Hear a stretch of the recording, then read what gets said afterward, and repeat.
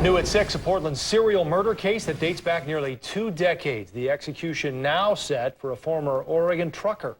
Plus, news Oregon's commercial fishermen have been dreading a decision from federal fishery managers about limits on this year's Chinook salmon season. Details on that coming up at 6.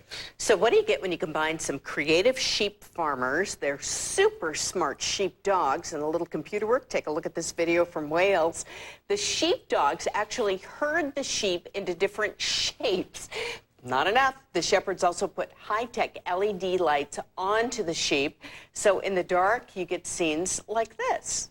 It was the brainchild of a creative and maybe bored shepherd who says the dogs were doing the work for almost all of the shapes. The computer only helps speed up the video. Look at that. Fun. Nightly News is straight ahead with a look at the threat to the American power grid. How can we keep terrorists from turning out the lights? That's coming up next on Nightly News. We're back in 1/2 hour.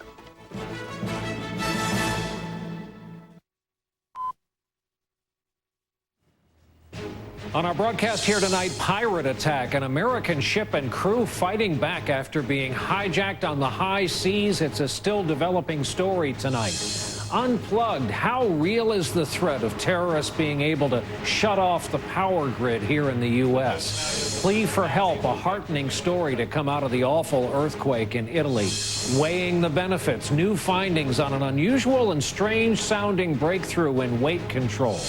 And Dog Star, the long wait for the newest resident of the White House may soon be over. Nightly News begins now. From NBC News World Headquarters in New York, this is NBC Nightly News with Brian Williams. Good evening. We've all had a lesson lately in pirates. They are not limited to the books and stories we all read growing up. In fact, the modern-day version who operate in the waters off the eastern coast of Africa are tough and violent and brazen. And today, they just might have met their match when they boarded and commandeered a big American container ship. The crew fought back. Apparently, they got their ship back, but the pirates took their captain, and the drama went on from there. Again, all of this is taking place off the coast of Somalia, Eastern Africa. We begin with a late update tonight from our Pentagon correspondent, Jim Miklaszewski. Jim, good evening. Good evening, Brian. Even for Somali pirates, this was a brazen attack on a U.S. flagged ship. And that high sea standoff appears to have become even more desperate tonight. 350 miles off the coast of Somalia, the 4 heavily armed pirates hijacked the cargo ship Maersk, Alabama, and its crew of 20 Americans. The head of the shipping company said today that faced with armed pirates, the crews are instructed not to resist. Because they have no weapons, it would be a risk to their lives. But after 10 hours, the American crew reportedly overpowered one of the pirates. The remaining 3 pirates fled and took the ship's captain, Richard Phillips, hostage in one of his own lifeboats. Desperate, the Americans released the pirate they were holding, but the others refused to release the captain and are now demanding a ransom for his return. Crewman Colin Wright by telephone from the Maersk, Alabama. Somali pirates have one of our crew members in our lifeboat, and we are trying to recover that crew member. I can't tell you anything else. We're really busy right now. Serena Murphy's husband, Shane, is now in command and negotiating with the pirates. I just said, I just want you to know I'm okay. And I love you, and doing everything that we can. Tonight, the U.S. Navy destroyer Bainbridge is steaming toward the site, but still a half day away. Meanwhile, a Navy P-3 surveillance plane is circling over the pirates, providing live video feeds to military commanders. The number of pirate hijackings had dropped this year because of increased patrols by U.S. and coalition warships. But since the pirates have moved their operations hundreds of miles away, 6 ships have been hijacked in the past week alone, including the Maersk, Alabama. U.S. officials tell NBC News that initially the Maersk shipping company was more than willing to simply pay the pirates ransom for return of their ship. But tonight, Brian, they're negotiating for the life of their captain. Jim Miklaszewski at the Pentagon with what is still a changing situation off the African coast tonight. Jim, thanks. In Washington today, another strong signal from the Obama administration that it intends to seek what it calls direct engagement with Iran. That's a new direction, change in policy from the Bush administration. A State Department spokesman said today the U.S. will participate in ongoing multinational talks with Iran about its nuclear program, quote, from now on.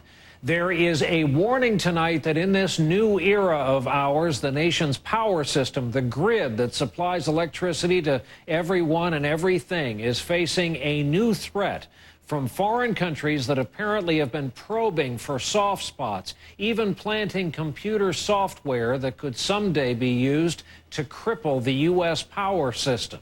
Our report on this tonight from NBC's Pete Williams in Washington. This is how a computer attack on a power plant would look. In this government demonstration, a generator tears itself apart in response to a remote command, exploiting a vulnerability actually found in the U.S. power system and quickly fixed. Now U.S. officials warn that foreign countries, especially China and Russia, are secretly trying to plant computer software that could be used to disable the power system.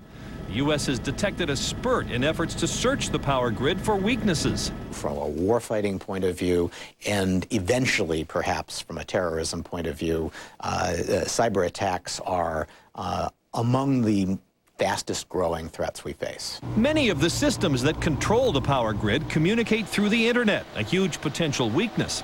And the big northeastern blackout of 2003 showed how a single trouble spot, trees hitting lines in Ohio, can quickly cascade.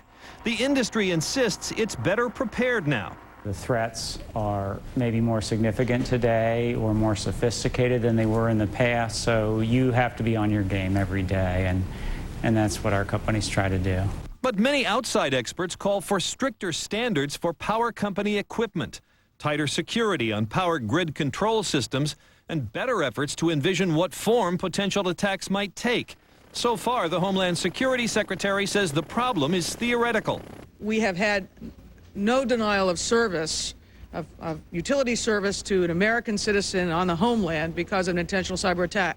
Though the government has understood the vulnerability for more than a decade, it's only now making protection of the power grid a top priority. Pete Williams, NBC News, Washington. A curious idea being floated by the new man at the White House in charge of advising the president on science. John Holdren says the threat of global warming is these days so dire, the U.S. is discussing radical steps to try to turn it around. The options may include shooting pollution particles into space to reflect the sun's rays, but Holdren told the Associated Press the ideas have not moved beyond just the talking stage. We turn now to the outlook for the U.S. economy. The Federal Reserve has revised its forecast for the economy in the coming months ahead. The outlook, sadly, has gotten worse. The central bank says unemployment will rise sharply into next year and then flatten out at a high level, it's predicted. Wall Street undeterred by the Fed forecast. The Dow, in fact, up more than 47 points on the day. Now to the aftermath and growing death toll from that earthquake in Italy, now standing at 272 confirmed dead, with Friday set as the day of mourning in that nation. So much of the damage and human drama, as we've been reporting, has centered around the town of L'Aquila in the central region of that country. When we got off the air last night, we heard from some viewers asking for our help. It's all part of the story tonight from NBC's Martin Fletcher. They've watched with dread for days. Joe DiMario and his family in Long Beach, California, shocked by the news from Italy. We just pray to God that they're there. 18 relatives live at the epicenter of the earthquake. That's the last of my dad's family. If they're gone, then we have nobody else over there. Desperate, they called NBC News. Maybe we could help find their cousins. They gave us 4 names. We said we'd try. 3 families lived in the historic old city of L'Aquila. That's where we headed. Almost every house is damaged or destroyed.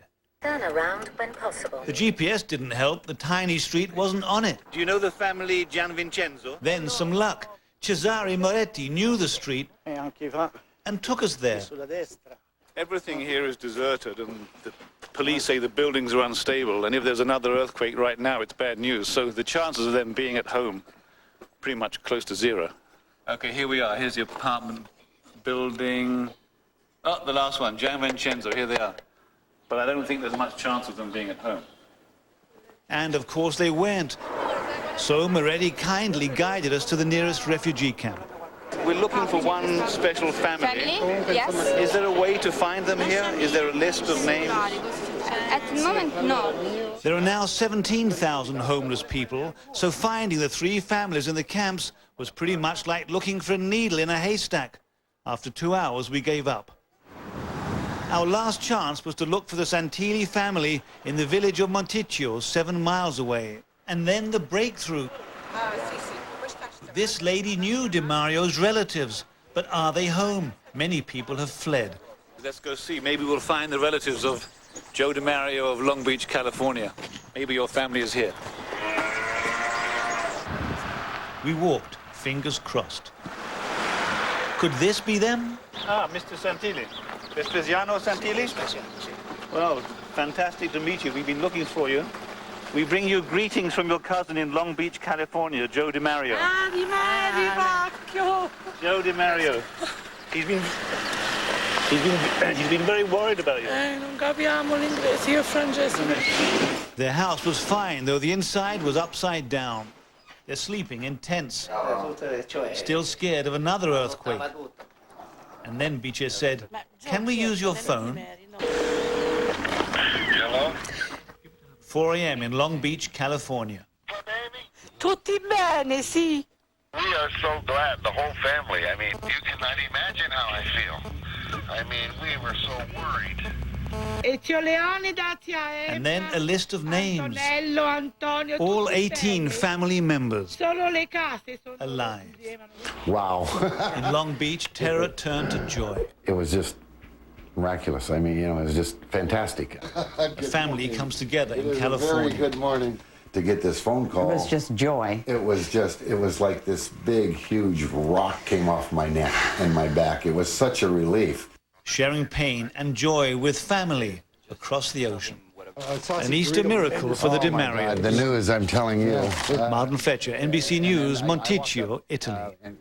Rare happy ending in a story with very few of them. When our broadcast continues along the way here this Wednesday night, could it be that a new key to weight loss is something we all start out life with? And the flurry of excitement today over the impending arrival of the first dog. How close are we, and are the rumors true? My grandkids are a great reason for me to keep my bones strong. But even with calcium, vitamin D, and exercise, I still got osteoporosis. I never thought I could do more than stop my bone loss. And then my doctor told me I could, with once monthly Boniva. Boniva works with your body to help stop and reverse bone loss. Studies show after 1 year on Boniva, 9 out of 10 women stopped and reversed their bone loss. I know I did. Don't take Boniva if you have low blood calcium, severe kidney disease, or can't sit or stand for at least 1 hour. Follow dosing instructions carefully. Stop taking Boniva and tell your doctor if you have difficult or painful swallowing, chest pain, or severe or continuing heartburn, as these may be signs of serious upper digestive problems. If jaw problems or severe bone, joint, and or muscle pain develop, tell your doctor. I've got this one body and this one life, so I wanted to stop my bone loss, but I did more. I reversed it with Boniva. Ask your doctor if Boniva can help you stop losing and start reversing. For a free trial offer, call 1-800-4-BONIVA. Hi. Number 2, please. Would you like that to hurt now or later? What? Sir, it's a simple question. Do you want heartburn pain now or later? These heartburn medicines make you choose between hurting now or later. Pepcid Complete doesn't. It starts to neutralize acid in seconds and keeps it under control all day or all night. Sometimes you gotta make compromises, man. No, you don't, man. Pepcid Complete works now and works later. Now with a great new taste.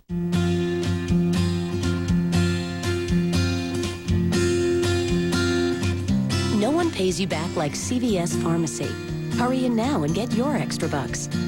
Extra Care members received over $1.8 billion in rewards and savings just last year. CVS Pharmacy pays you back.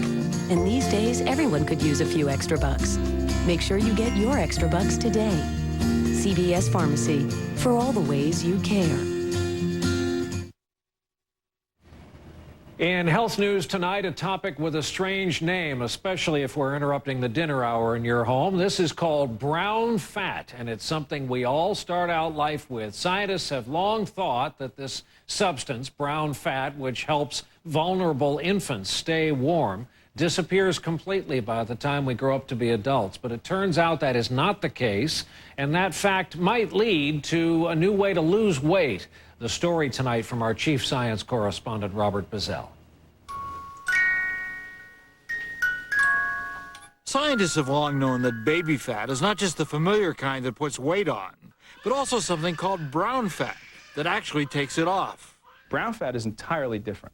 The role of brown fat is to take fat calories and burn it up. 3 separate studies prove for the first time that adults also have brown fat, opening up an exciting possibility. I'm very optimistic that brown fat could be a very helpful way to lead to weight reduction. Brown fat with the nucleus? Exactly. And you can really tell the white fat from the brown fat. Looking under a microscope at the Joslin Diabetes Center in Boston, Dr. Aaron Sipus shows the difference between the big globules that make up familiar white fat. This is a typical white fat cell.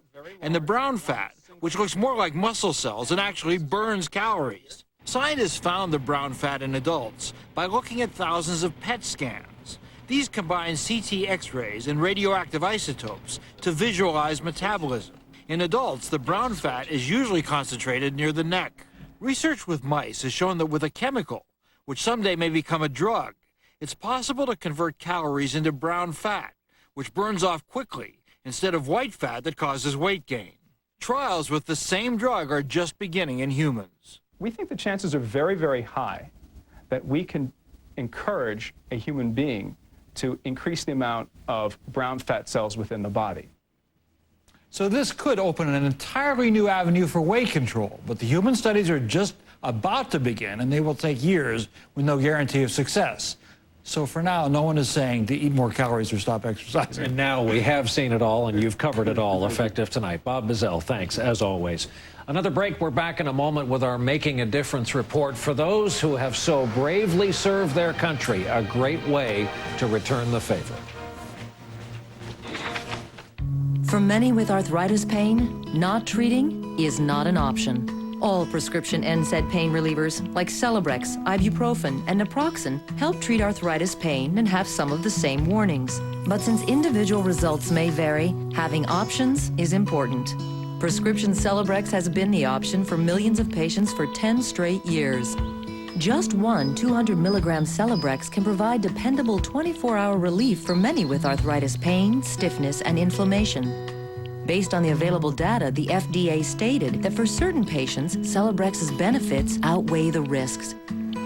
If you're worried about stomach upset, you should know. In clinical studies, a lower percentage of patients taking Celebrex reported stomach discomfort versus prescription ibuprofen and naproxen. And if you are taking low-dose aspirin for your heart and need an NSAID pain reliever, Celebrex can be used because it doesn't interfere with the effects of low-dose aspirin. But when it comes to relieving your arthritis pain, you and your doctor need to balance the benefits with the risks. The FDA requires all prescription NSAIDs, including Celebrex, ibuprofen, naproxen, and meloxicam, to have the same cardiovascular warning. They all may increase the chance of heart attack or stroke, which can lead to death. This chance increases if you have heart disease or risk factors for it, such as high blood pressure or when NSAIDs are taken for long periods. All prescription NSAIDs, including Celebrex, also increase the chance of serious skin reactions or stomach and intestine problems, such as bleeding and ulcers, which can occur without warning and may cause death. Patients also taking aspirin and the elderly are at increased risk for stomach bleeding and ulcers. Do not take Celebrex if you're allergic to aspirin or sulfonamides. Ask your doctor if you could benefit from Celebrex.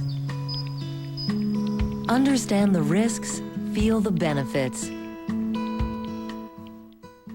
We'll be experiencing turbulence. Please secure your belongings. Glad Press and Seal Wrap. Just pull, place, and press. It gives you a spill-proof seal and makes instant bags to help keep food fresh. To seal almost anything, Glad Press and Seal Wrap. Get Glad.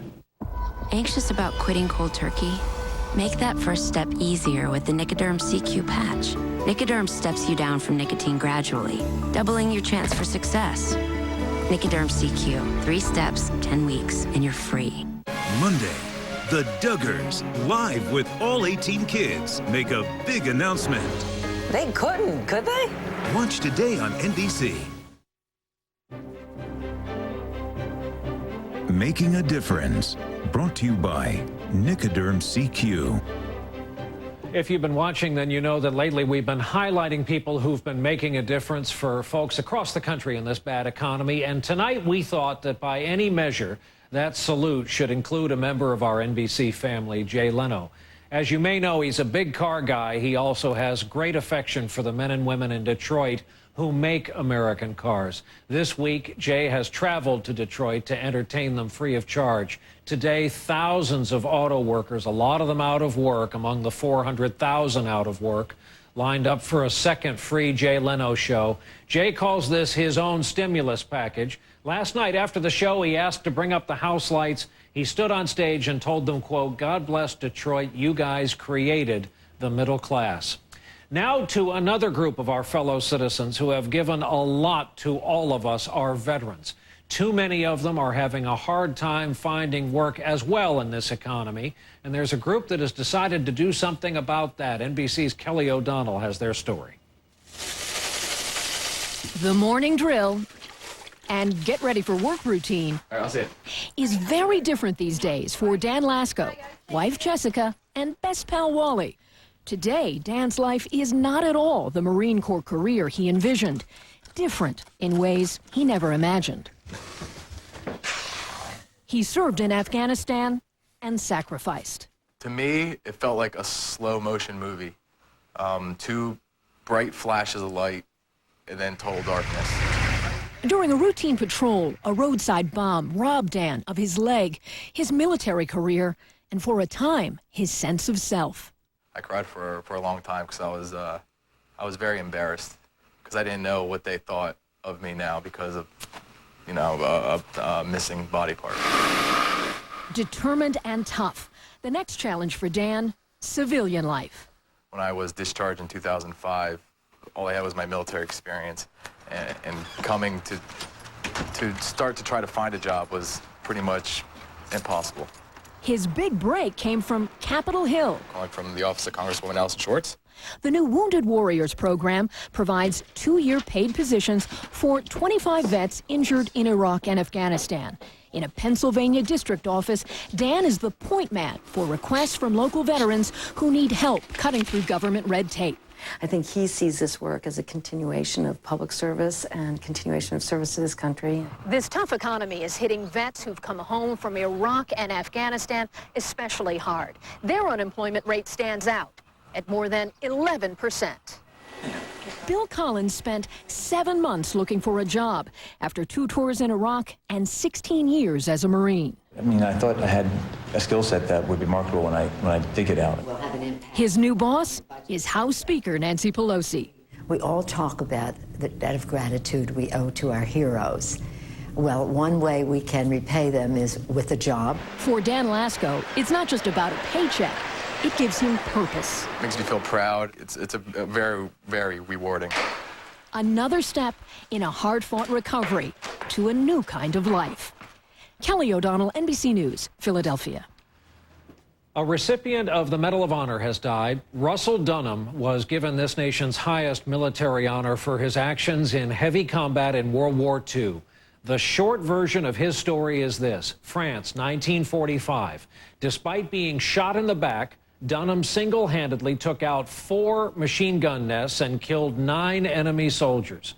When a grenade landed next to him, he kicked it away. When he was captured, the Germans searching his uniform found his cigarettes and fought over them, so they missed the pistol that he kept in his shoulder holster, which he then used to shoot the soldier guarding him before making his escape.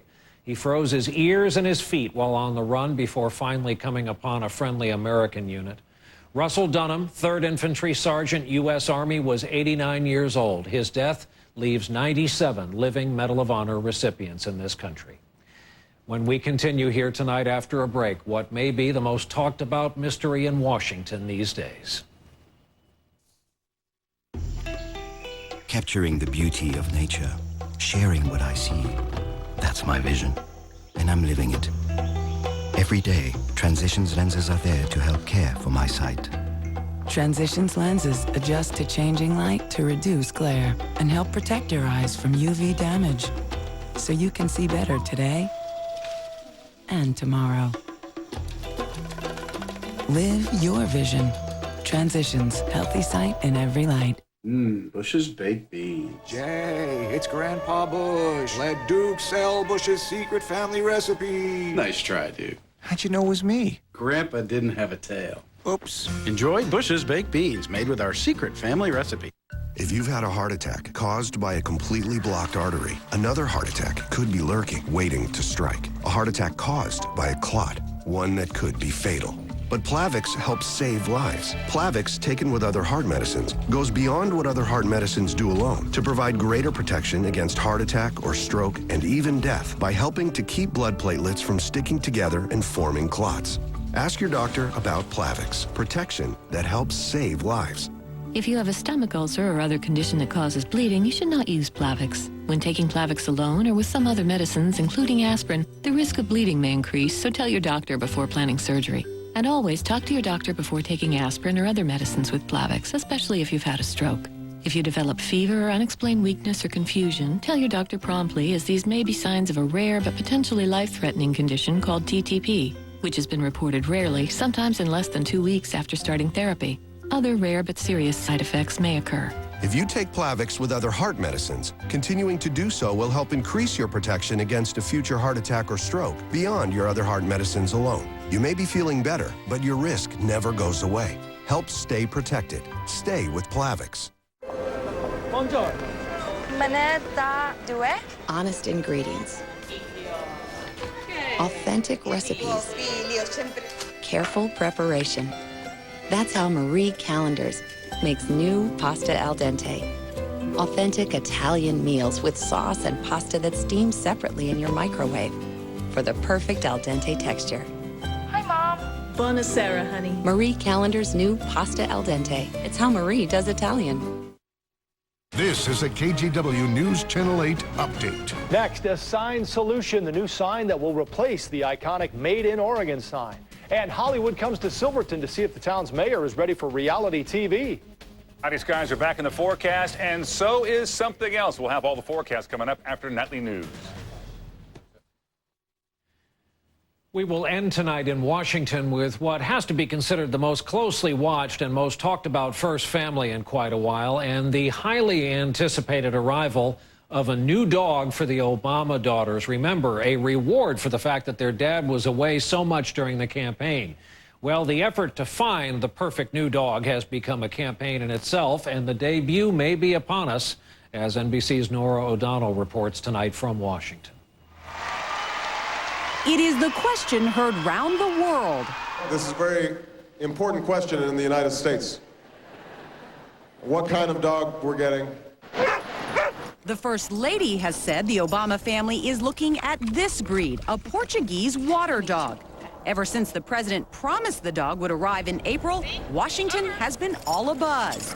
And then, while overseas, he said this. It should be there soon. That was enough to set off a media frenzy this week. The White House has been bombarded with calls and emails. One blog even reported that the dog is already here. Not true, the First Lady's office said today. Definitely not this week. Malia and Sasha have been waiting since the election. You have earned the new puppy that's coming with us to the White House. Presidential pets are a tradition as old as the White House. FDR's dog Fala was so close a friend, he's buried with the president. LBJ angered dog lovers by lifting one of his beagles up by the ears. Buddy famously drove First Cat Socks out of the Clinton White House. And First Pet Barney had a webcam. Barney, I know you wanted to be in my cabinet. But the young Obama girls will likely bring back memories of the Kennedys, who had a menagerie. Birds, cats, hamsters, a rabbit named Zsa, and Caroline's horse, Macaroni. I think for first families like the Obamas and the Kennedys, where the children are so photogenic, the pictures of the Obama girls with their dog will probably go around the world But for now, the news of when the next presidential canine will make its debut remains top secret. Nora O'Donnell, NBC News, Washington. We are all over this story. We'll stay on it. That's our broadcast for this Wednesday night. Thank you for being with us. I'm Brian Williams. We, of course, hope to see you back here tomorrow evening. Good night.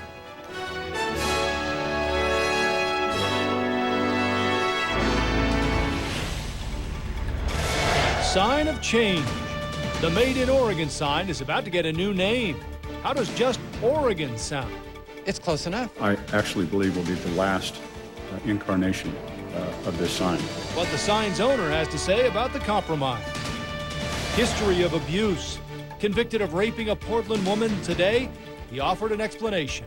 I guess there's demons inside of you that will never let you go or something, I don't know. The sentence the judge handed down. Plus, economy lot, the cost of parking your ride at PDX is about to get pricier. Find out how much and when the fee hike goes into place. From the KGW HD studios, where the news comes first. News Channel 8 at 6 starts now. Hello, I'm Joe Donlin. And I'm Tracy Berry. First at 6, the fight over Portland's Made in Oregon sign has reached a simple compromise. Our City Beat reporter Randy Neves is live downtown to show us the end result.